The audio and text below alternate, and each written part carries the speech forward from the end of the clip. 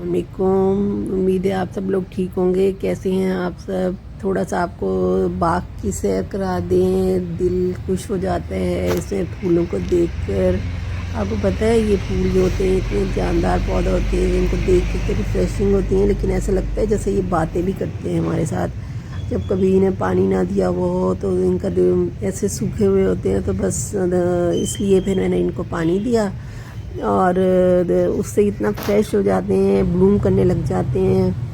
तो वैसे तो आज मैंने जो ये व्लॉग बनाया है बहुत देर बाद बनाया है। मेरी तबीयत इतनी ख़राब हो गई थी कि मैं कुछ बना नहीं सकी, और फ्लू था। वैसे तो फ्लू ही था, लेकिन फ्लू जब आगे बढ़ जाता है तो वो तो इंसान को बस गिरा ही देता है।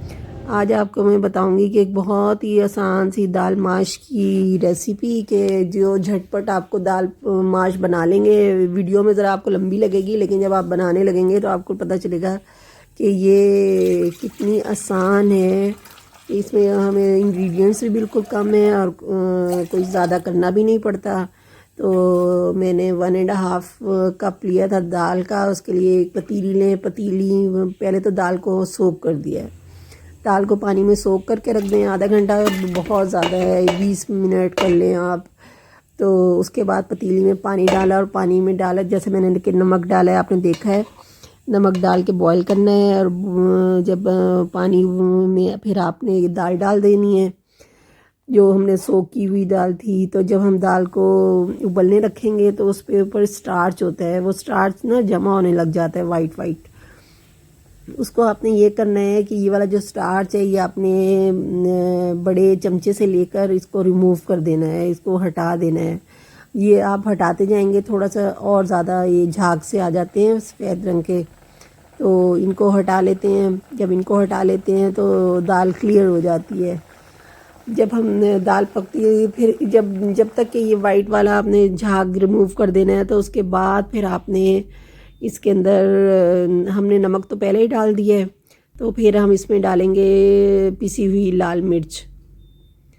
तो वो डालेंगे, लेकिन अभी तो आपको जो सामने नज़र आ रहा है वो तो मैं ये ही नहीं हटा रही हूँ, वाइटिश चीज़ हटा रही हूँ।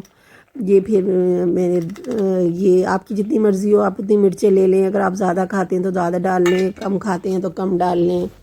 हमारे घर में बच्चे ज़रा कम पसंद करते हैं, तो मैंने ये आधी चमची ही ली है। बाकी फिर मैंने इसको एक ढकने से लिड से कवर कर दिया था। असल वाला लिड तो इसका मिल नहीं रहा था, लेकिन ऐसा हम मुझे लिड मिल गया जिसमें से आपको पता देख रहे हैं, आपको स्टीम नज़र आ रही होगी, ये स्टीम निकल रही है सारी। तो अगर आप स्टीम दूसरा वाला कवर लेंगे तो ज़रा जल्दी दाल गल जाएगी। आपने देखना है। उसके बाद इसके दाना जो है वो सोख करने से ये होता है कि दाना माश की दाल का ना ज़रा बड़ा हो जाता है। तो फिर आपने देखना है कि दाल का दाना जो है वो नरम हो गया है या नहीं, यानी दाल गल गई है या नहीं गल गई। जब हम देखेंगे कि दाल तकरीबन गल गई है तो उसमें उस वक्त हमने ये ऐड करना है ऑयल।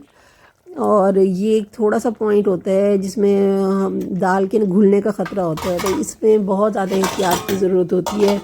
तो बेशक आप हल्की आंच पे करके 5-10 मिनट बाद चेक कर लें, नहीं तो खुले से भी पका सकते हैं। लिड खोल कर आप देख लें। अब जब दाल पूरी तैयार आपको लगे कि नरम हो गई है तो इसमें गरम मसाला डालें, और आपके पास हरा धनिया हो गार्निशिंग के लिए तो हरा धनिया से गार्निश कर लें। दाल तैयार हो गई है।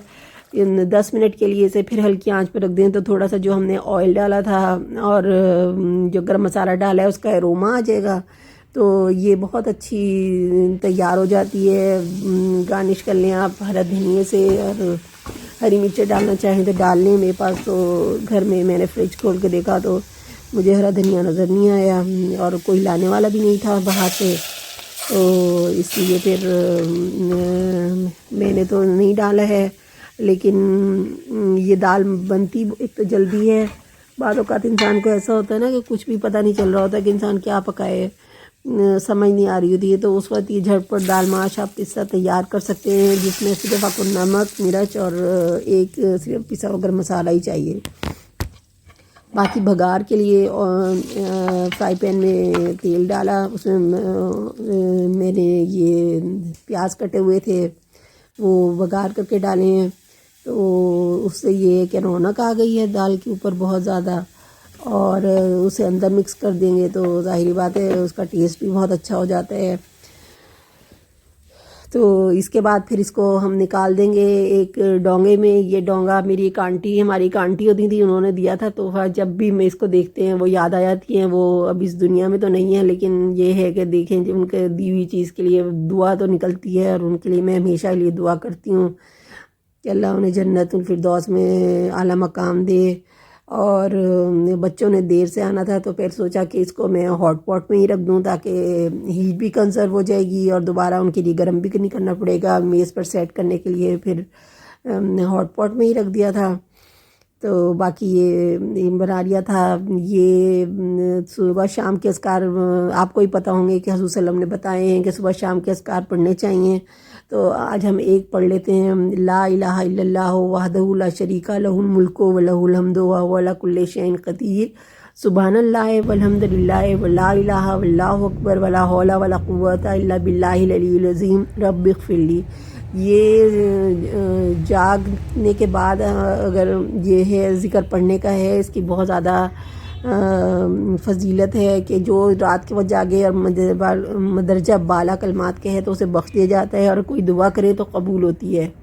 ये हज़ूर सल्लम ने हमें बताए हुए अस्कार। तो ये सुबह शाम के अस्कार की जहाँ जो जो बताए हैं वो वैसे तो हमें पढ़ने चाहिए रोज़ाना।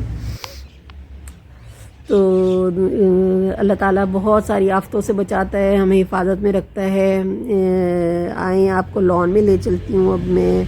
ये वाला जो फूल है, जो आपको पर्पल कलर का फूल नज़र आया है, तो ये इसका नाम है कॉस्मोस। ये हमने वैसे पहाड़ों पे देखा था, लेकिन अब मेरा बेटा भी नर्सरी से लेकर आया है तो ये बहुत प्यारा लगता है। बाकी ये तो मैरीगोल्ड है, हमारे विंटर सीज़न के फूल हैं। आपको मेरा व्लॉग कैसा लगा, अच्छा लगा हो तो ज़रूर आप लाइक कीजिएगा और सब्सक्राइब कीजिएगा। और ये आपको थोड़ी सी फ्रेशनेस मैं दिखा रही हूँ फूलों की, पौधों की।